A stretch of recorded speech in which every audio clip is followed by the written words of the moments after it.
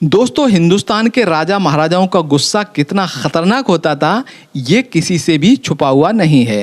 राजा महाराजाओं से देश की जनता इतनी डरती थी कि किले हवेलियों के आसपास से भी कोई नहीं गुजरता था। दूर से कोई घुड़सवार या पालकी दिख जाए तो लोग रास्ता बदल लिया करते थे।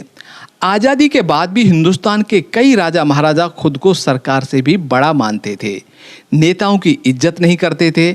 ऐसा ही एक किस्सा आज मैं आपको सुनाने जा रहा हूँ। बात थी 1985 के चुनाव की।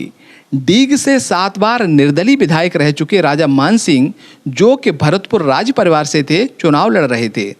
इस बार कांग्रेस ने उनके खिलाफ रिटायर्ड आईएएस विजेंद्र सिंह को चुनाव मैदान में उतारा था। उस वक्त राजस्थान में कांग्रेस की सरकार थी, मुख्यमंत्री थे शिवचरण माथुर। शिवचरण माथुर डीग में कांग्रेस प्रत्याशी के समर्थन में सभा करने आए थे।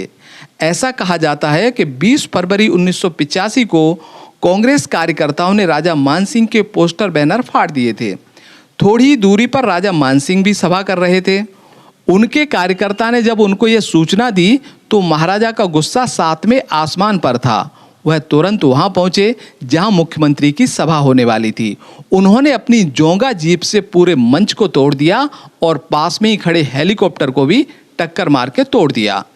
इस घटना के बाद यहां भारी तनाव उत्पन्न हो गया और कर्फ्यू लगाना पड़ा। पुलिस पर यह आरोप लगा कि राजा मानसिंह जीप में सवार होकर जब सरेंडर करने जा रहे थे, तभी अनाज मंडी के पास पुलिस वालों ने उनको घेरकर फर्जी एनकाउंटर कर दिया। इस एनकाउंटर में राजा मानसिंह और उनके सहयोगी हरि सिंह, सुमेर सिंह भी मारे गए। राजा मानसिंह भरतपुर के अंतिम शासक विजेंद्र सिंह के छोटे भाई और महाराजा किशन सिंह के बेटे थे। जिस समय महाराजा मानसिंह की मौत हुई तब उनकी आयु 64 वर्ष थी। इस मामले में फेक एनकाउंटर को लेकर एक केस दर्ज कराया गया। राजा मानसिंह की बेटी और भारतीय जनता पार्टी के नेता कृष्णेंद्र कौर दीपा के आग्रह पर केस मथुरा ट्रांसफर किया गया। इस मामले में डीएसपी कान सिंह भाटी समेत 18 पुलिस वालों पर मुकदमा दर्ज किया गया। 18 में से 11 पुलिस वालों को दोषी मानकर आजीवन कारावास की सजा सुनाई गई।